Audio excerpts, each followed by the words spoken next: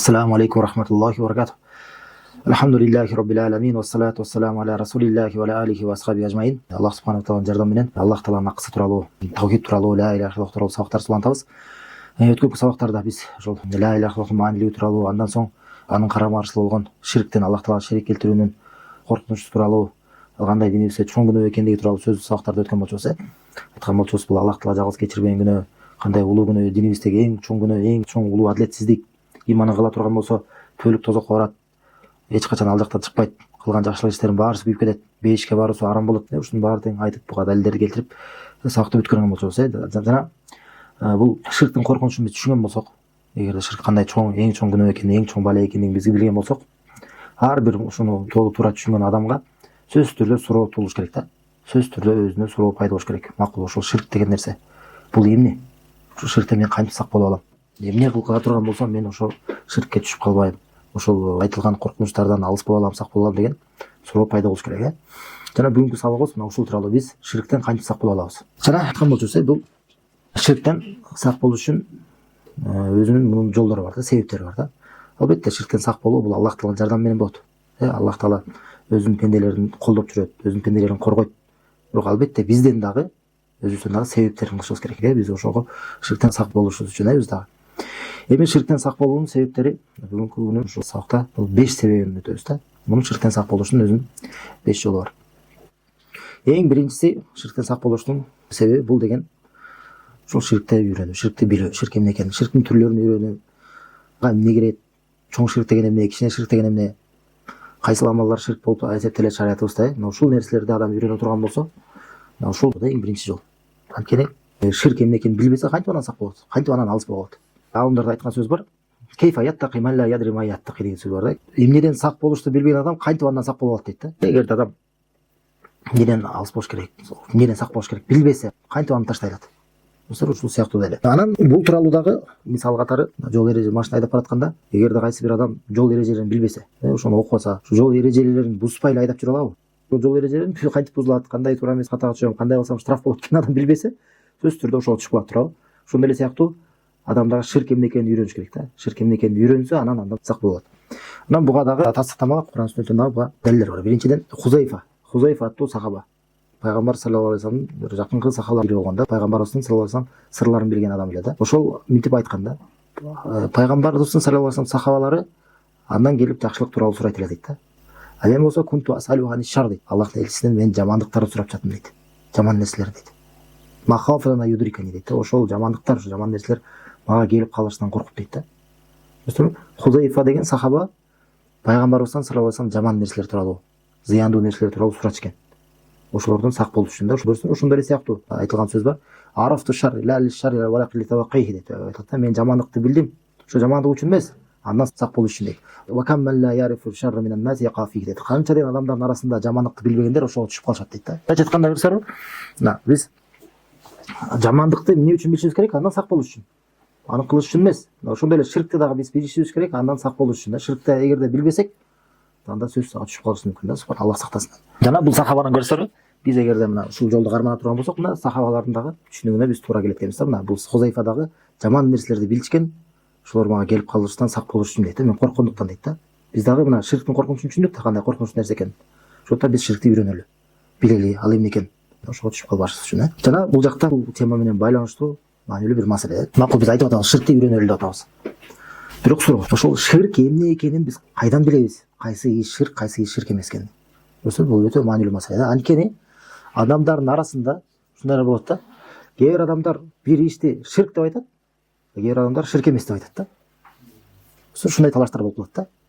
Ширкти үйрөнөбүз деп атпайбызбы? Макул, ширкти эмненин негизинде үйрөнөбүз? Кайдан билебиз кайсы бир иш ширк болуп аталабы же ширк болуп аталбайбы? Кайдан билебиз? Мындай суроо да. Кайдан билишибиз керек? Кур'ан жана сүннөттөн. Адамдарга Аллах Таала өзү айткандай, худаллин нас, адамдар үчүн туура жол көрсөтмө. Тибьянан ли кулли шей, баардык нерсенин баяндамасы болгон. Кур'ан аркылуу жана Аллахтын элчисинин саллаллаху алейхи вассалам сүннөтү аркылуу биз билебиз кайсы нерселер ширк, кайсы нерсе ширк эмес экендигин.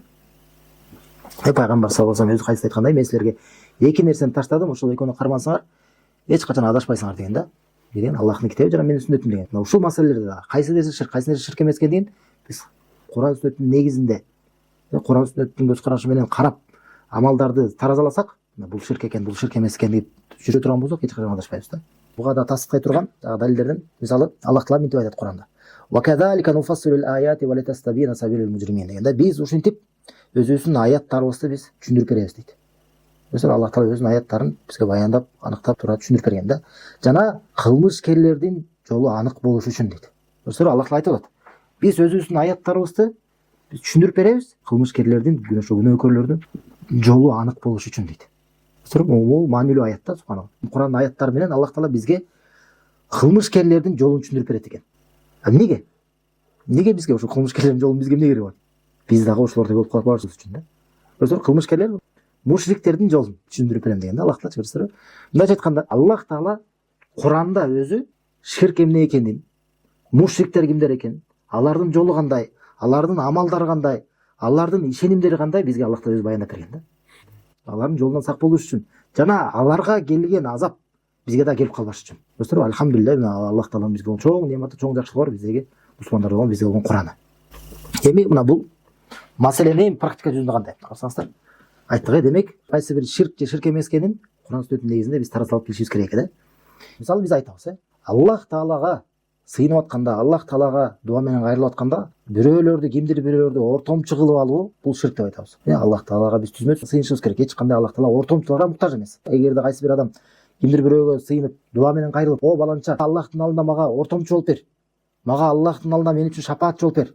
Мени Аллах Таалага жакындат" деп айтса, биз аны ширк деп айтабыз. Чоң ширк, динден чыгара турган, Аллах Таала теңдеш кылуу, анткени ага дуа менен кайрылуу бул ширк деп айтабыз.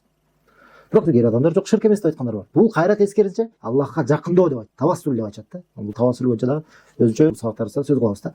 Көрсөңөр, кээ адамдар муну ширк эмес деп кайра тескерисинче Аллахка жакындоо деп айтат да. Элестетсеңер, бирөөнү ортомчу кылып алуу, Аллахтан башка бирөө дуа менен кайрылып атса, кайра бул ширк эмес демек турсун, бул кайра Аллахка кайра тескерисинче жакындоо деп атат. Жакшы иш деп атат да. Тавассул деп сөз колдонду. Тавассул Аллахка жакындоо деген сөз да. Биз айтып атабыз, бул ширк деп айтып атабыз. Көрсөңөр, талаш болду. Эмне кылабыз эми талашып калганда? Талашып калганда, мына мусулмандар кайсы бир маселе талашпасын, Аллах Таала бизге эреже коюп берген. Эреже коюп берген болду. Ар бир талаштан чыга турган жолу бар. Көрсөңөр, Аллах Таала Кур'анда айткан: "Фа ин таназатум фи шейин фараддуху илаллахи ва расул." Эгерде бир нерседен силер талашып калсаңар, ошо талашыңарды Аллахка жана анын элчисине кайтаргыла дейт. Аллахка деген мааниси Кур'анга кайтаргыла. Элчисине деген анын сүннөтүнө кайтаргыла, хадистерге кайтаргыла. Көрсөңөр, талаш болсо ошо талаш менен эмненин негизинде чечишибиз керек экен? Аллахтын китеби, Кур'андын негизинде жана пайгамбарыбыздын сүннөтү аркылуу саллаллаху алейхи вассалам. Ушул эки нерсеге Аллах Таала бизге буйрук кылып атат, биякта буйрук келип атат. Ошого кайтаргыла дейт. Көрсөңөр, Аллахка жана анын элчисине кайтаргыла дейт. Карасаңыздар, айтат: "Ин кунтум ту'минуна биллахи вал йавмил ахир." Эгерде силер Аллахка жана кыямат күнүнө ишенсеңер дейт да. Аллахта ишенсеңер, силер ишенесиңерби? Мына сурайбыз да, ошо талаш болуп атканда эки тарапка бирден сурайбыз. Эки тарапка. Силер Аллахка ишенесиңерби? О, дейт, алхамдулилля. Кыямат күнүнө ишенерби? О, алхамдулилля. Демек силер ушундай абалда болсоңор, момундар болсоңор, анда Аллах Таала силерге буйрук кылып атат. Эгерде силер момун болсоңор, анда Аллахка жана элчисине кайтаргыла дейт да. Эмнеге? Мына көрсөңөр, Аллах Таала бизге түшүндүрүп берип атат. Талаш болуп калган болсо, талашты каяка кайтаргыла дейт? Аллахка жана элчисине. Эгерде силер момун болсоңор дейт. Аны айтабыз да. Жок, мен Кур'ан сөзгө кайтпайм десе, анда айтабыз. Анда сен момун эмессиңби? Анда момун эмессиңби? Аллах Таала шарт коет, момун болсоңор, Аллахка жана кыямат күнүнө ишенсеңер, анда Кур'анга жана сүннөткө кайтаргыла дейт. Эгерде момун болбосоң, айтабыз, эгерде сен Аллахка жана кыяматка ишенбесең, анда каалаганды кыла бер дейбиз да. Анда каалаганды кыла бер. Айтат Аллах Таала анысында: "Залика хойр ва ахсану таъвила" дейт. Жана ушул чечимди ушундай кылып кыла турган болсоңор, бул жакшылык болот дейт. Жана мунун чечими дагы жакшы туурараак болот дейт да. Көрсөңөр, ушундай кыла турган болсоңор, талашыңар аягы жакшылык болуп кетет. Жана туура чечим чыгат. Көрсөңөр, мына Аллах Таала бизге өзү муну баяндап берип атат. Эми мына бул маселебизде Аллахка кайрылып атканда ортомчу алуу. Бул ширкпи же ширк эмеспи? Кур'ан жана сүннөттүн негизинде муну карап көрөлү. Жана эреже дейт. Мына Аллах Таала Кур'анда айтат. Az-Zumar сүрөсүндө 39-сүрөдө эң башынан эле баштап кое бересиңер да. Биринчи аяттан баштап Аллах Таала айтат биринчиде: "Танзилул китаби миналлахил азизил хаким" дейт. Айтат. Бул китеп дейт, Кур'ан. Кудуреттүү жана даанышман заттан түшүрүлгөн дейт, Аллахтан. Көрсөңөр, кудуреттүү жана даанышман Аллахтан, көрсөңөр, Аллахтан түшүрүлгөн деп атат. Бул далилдердин бири Аллах Таала үстүдө экени, туурабы? Кур'анды биз айтпайбыз, түшүрүлгөн деп атпайбыз. Түшүү бул өйдөн ылдый болот, туурабы? Демек Аллах Таала үстүдө. Аллахтан түшүрүлгөн деп атат. Демек Аллах айтып атат, Кур'ан айтып атат. көрсөңөр Куран Аллахтан түшкөн. Бул кайдан келген Куран? Биз ойлоп таап алганбызбы? Аллахтан түшкөн Куран айтып атат Куран. Эми ушул Куранга карасак, Куранда мына айтат Аллах Таала: "Инна анзална илейкал китаба бил хак." Чынында биз сага дейт Аллахтын элчиси китепти акыйкат менен түшүрдүк дейт. Чындык менен түшүрдүк дейт. Мына бул Аллахтан түшкөн китеп. Азыр окуган атабыз, бул китеп Аллах айтат акыйкат менен түштү дейт. Эми эмне болгон акыйкат? Аллах айтып атат, карасаңыздар. Фa'будиллаха мухлисан лаху-дин дейт. Аллахка ибадат кыл дейт. Аллахка сыйын. Диниңди ага ыхластуу болгон абалда дейт. Толук диниңди жалгыз гана Аллахка арнаган абалда. Достор, мына таухидке чакырып атат Аллах Таала. Мына кайсы болгон акыйкат экен? Эмне үчүн түшүрүлгөн экен Куран? Таухид үчүн. Достор, ла иляха илlalloh үчүн. Аллахка гана сыйын дейт. Ыхластуу болгон абалда дейт. Аллах Таала улансын айтат: "Аля лиллахи динул халис" дейт. Билгиле дейт. Чыныгы, калыс, ыхластуу дин Аллахка гана таандык дейт. Достор, мына кайра бuyakta таухидке чакырат, ыхластуулукка чакырат. Эми уландысын карасаңыздар, биринчи таухидти айтты. Эми мунун карама каршылыгын айтат. Айтат Аллах Таала: "Валлазина тахаду мин дуники аулия." Ал эми Аллахтан башка бирөөлөрдү өзүнө колдоочу кылып, аулия кылып алып алгандар дейт. Башкаларды кудай кылып алып алгандар дейт. Көрсөңөрбү? Аллах айтып атат. Ал эми дейт, өзүнө Аллахтан башкаларды дейт. Көрсөңөрбү? Аллахтан башкаларды өзүнө колдоочу кылып алып алгандар дейт. Кудай кылып алып алгандар. Мына алардын эми сыпаттап берип атат Аллах Таала. Биз алардан сак болуш үчүн. Айтат: "Ма нa'будухум илля лиюқаррибуна илаллахи зульфа" дейт. Алар айтышат дейт Аллах Таала.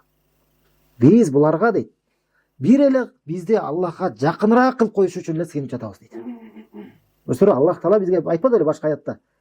Кылмышкерлердин, мушриктердин жолун бизге баяндап берет деп. Мына буякта Аллах Таала баяндап берип атат алардын жолу кандай экен. Анда көрсөңөр, ошол мушриктер, кылмышкерлер эмне деп айтышат экен? Аллахтан башка бирөөгө кудай кылып алгандар. Башкаларды аулия кылып алгандар дейт. Аулия. Көрсөңөр, башка бирөөлөргө аулия деп сыйынып жүргөндөр. Алар айтышат экен: "Биз буларга, кимдерге сыйынып аткан заттарыбызга, бир эле бизди Аллахка жакыныраак кылып коюш үчүн эле сыйынып жатабыз" дейт. Жакындатып коюш үчүн эле дейт. Эми карасаңыз, улансын айтат Аллах Таала: "Инналлаха яхкуму байнахум фима хум фихи яхталифун" дейт. Жана алар талашкан нерселерде чынында Аллах Таала алардын ортосунда өкүм чыгарат дейт. Өкүм чыгарат, Аллах Таала чечип коет. Талашып атасыңар. Кээбилер айтып атат, бул ширк дейт. Кээбилер ширк эмес дейт, туурабы? Мына Аллах Таала өкүм чыгарат дейт. Суроо, Аллах Таала эмненин негизинде өкүм чыгарат? Курандын негизинде. Өзү бизге түшүрүлгөн китебинин негизинде өкүм чыгарат. Силердин кылган ишиңер адашуу, силердин кылган ишиңер туура деп, туурабы? Айтат Аллах Таала: "Инналлаха ла яхди ман хуа кадибун каффар" дейт. Чынында Аллах Таала жалганчыларды жана капырларды туура жолго салбайт дейт. Мына көрсөңөр, бул аяттын негизинде мына. Бизге Аллах Таала түшүргөн, өзүнөн түшүргөн, акыйкат болгон, акыйкат менен түшкөн Курандын негизинде биз эмне түшүнүп атабыз? Мына мушриктердин жолу кандай экен? Алар өздөрүнүн кудайларына бизди Аллахка жакындатсын деген максатта эле сыйынышчу экен. Аллах Таала өзү айтып атат, бул нерсе ширк деп. Бул мушриктердин жолу болгон деп. Эмнеге бизге мына Аллах Таала алардын жолу ушундай экенин айтып берип атат? Биз аларга окшоп калбашыбыз үчүн. Биз дагы алардай болуп бул ширкке түшүп калбашыбыз үчүн. Демек мына ушундай сыяктуу көрсөңөр, мына. Бул жакта аяттарды окудукпу? Далилдер келдиби? Ар бир мусулман буга баш ийиш керек. Ар бир мусулман буга баш ийиш керек. Буга милдеттүү түрдө. Бул Аллах биз баардыгыбыз ыйман келтирген Кураныбыз, Аллахтын сөзү. Болду, Куранда келдиби? Муну уктукпу? Болду. Биз буга моюн сунушубуз керек, акыйкат деп билишибиз керек. Эми башка аятта дагы мына, башка аяттарга дагы ой жүрсөңүздөр. Аллах Таала айтат. Мына бул кичине узунураак аяттар, маанилүү да. Айтат: "Валакад ахлакнал куруна мин qablikum lamma zalamу ва жаатхум русулухум бил баййинати ва ма кану лиюмину" дейт. Чынында биз силерге чейин жашаган көптөгөн коомдорду биз жок кылдык дейт. Талкалап аларды жок кылдык дейт. Анткени алар зулумдук кылышкан эле дейт. Зулумдук деген бул ширк, туурабы? Анткени алар ширк кылышкан эле. Анткени Аллахка шерик келтирип жүргөндүктөн ошол себептүү биз аларды талкалап жок кылдык дейт. Аларга дейт, мына эмне себептен карасаңыздар, аларга элчилер келген эле дейт. Анык далилдер менен дейт. Анык далилдер менен аларга элчилер келген эле дейт. Бирок элчилерге алар ишенишпеди, ыйман келтиришпеди аларга. Кадалика назил каумал мужримин дейт. Жана биз ушинтип кылмышкер коомго биз жазасын беребиз дейт. Эми карасаңыздар, айтып берип атат, бизге чейинкилер кандай болгон экен? Ширк кылышкан экен, элчилер келген экен, эмне менен? Далилдер менен. Биз далилдерди айтып атпайбызбы? Мына далил үчүн сөз кылып атпайбызбы? Далилдер менен келген экен, аларга ишенген эмес экен. Аллах Тааланын жазасын берип, алар талкалап жок кылган экен. Айтат Аллах Таала: "Сумма жаалнакум халаифа фил арди мин ба'дихим линанзуру кейфа таамалун дейт. Жана андан соң силерди дейт мына. Алардын артынан келген алар орун басар кылдык дейт жер бетинде. Алардан кийин силер келдиңер мына дейт азыр. Силерди жер үстүндө силерди орун басар кылып койдук. Алардын орун басуучулар кылып. Не дейт Аллах Таала? Линанзура кейфа таамалун дейт. Эми биз көрүшүбүз үчүн дейт. Эми силер кандай кыласыңар дейт. Эми силер кандай кыласыңар?